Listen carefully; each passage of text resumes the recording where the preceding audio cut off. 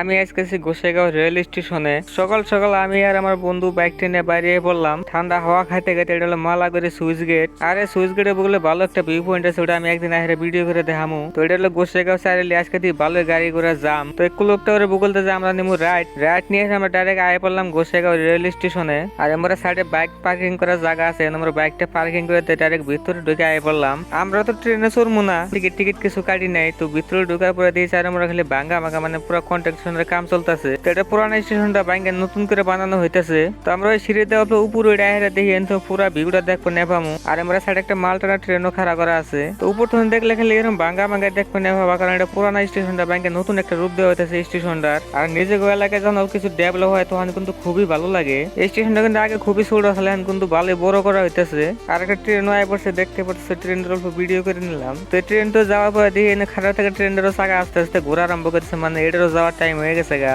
আর আমরা সাইডে দেখতে পাচ্ছি কাম চলতেছে। তো আমরা উপর থেকে অল্প নাইমে আগে স্ট্রাকচার করে থেকেছে, মানে উপরে টিন গুলো লাগা নাই। আর সাইনবোর্ডে লেখা আছে গোসাইগাঁও হাট। আমরা অল্প ফটো টটো শুট করি। তো আমরা স্টেশন ঘোরাঘুরি শেষ, এখন আমরা স্টেশন থেকে বাইরে পড়লাম। তো ওখানে জায়গা বাড়িতে